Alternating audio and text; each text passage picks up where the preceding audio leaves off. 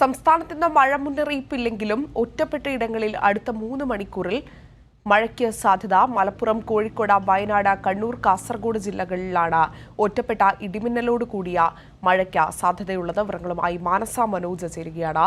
മാനസ, എന്തൊക്കെയാണ് മുന്നറിയിപ്പിൽ പറയുന്നത്? വിവരങ്ങൾ എങ്ങനെയാണ്?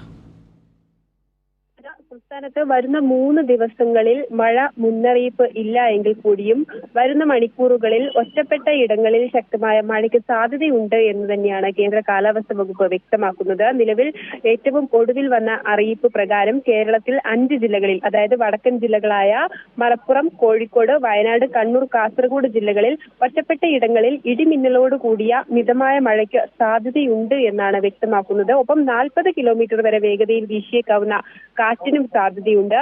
നിലവിൽ ഇടിമിന്നൽ ജാഗ്രതാ നിർദ്ദേശം പുറപ്പെടുവിച്ചിട്ടുണ്ട്.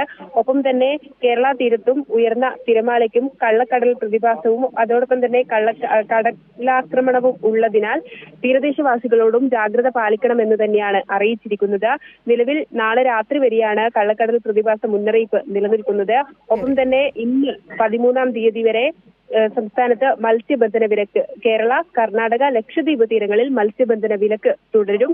ഒപ്പം തന്നെ ഈ 3 ദിവസം കഴിഞ്ഞുള്ള 2 ദിവസങ്ങളിൽ സംസ്ഥാനത്ത് യെല്ലോ മുന്നറിയിപ്പുണ്ട്. 4 ജില്ലകളിലാണ്. അതായത് 16-ാം തീയതി കണ്ണൂർ, കാസർഗോഡ് ജില്ലകളിലും 17-ാം തീയതി കണ്ണൂർ, കാസർഗോഡ് ജില്ലകളിലും മഞ്ഞ അലർട്ട് നൽകിയിട്ടുണ്ട്. അതുകൊണ്ട് തന്നെ ഈ 3 ദിവസത്തിന് ശേഷം ശക്തമായ മഴയ്ക്ക് സാധ്യതയുണ്ട് എന്ന് തന്നെയാണ് കേന്ദ്ര കാലാവസ്ഥാ വകുപ്പ് അറിയിക്കുന്നത്.